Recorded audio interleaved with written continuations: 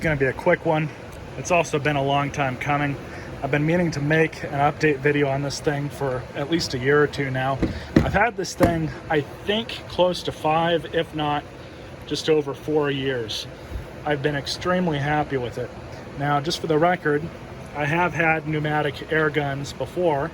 These are the last two that I have. I had a Cobalt one. That one, I used that one so much I wore it out. And I wore that thing out, I can't remember how long, but it wasn't near as long as I've had this one. This one's an actual decent brand. This is an Allied pneumatic made in Japan. It works pretty good. I've used it from time to time, but in all honesty, 99% of the time when I need an air gun, a pneumatic gun, impact gun, whatever you want to call it, this is the one that I grab. It's simple. I plug it in. I only need to use it for pulling wheels off of a car, pulling off a flywheel off of a lawnmower. It's not like I have to have it plugged in all day, every day. So that's where these kind of make sense, is if you have shop air that's on all the time and you're in that kind of environment where it just makes sense. Now, it doesn't really make sense to charge up my air compressor, use this to pull off a couple wheels or pull a single lawnmower flywheel off of a mower. So that's the easiest way to get the nuts off of those. It makes far more sense just to grab this thing and use this.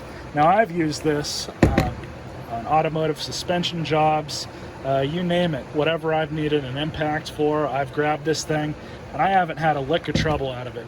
The only problem that I've had with it, which I don't really care, wasn't a big deal, is this little retainer ring, the metal retainer ring that is there to kind of hold the sockets on. That broke completely off.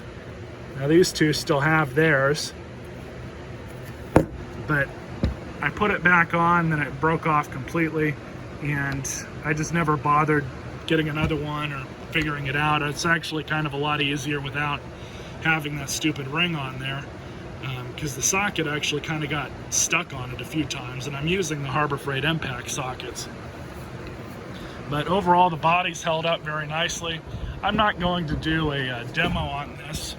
You guys, those of you who watch my videos long enough, or you want to check out my videos, this thing is in my videos almost all the time. So if you want to see it being used, just watch a few of my videos on lawnmower repair or what have you, and you'll see it. It actually came with a second set of brushes, but the brushes that are in it are still working just fine. I haven't had a need to even pull them out. Switch is still in good condition. And honestly, because I've gotten about 5 years of use out of this, if it ever were to break, I'd go out and buy another one. Thing at a parking lot sale, and I remember this, for about $31 or $32 and change.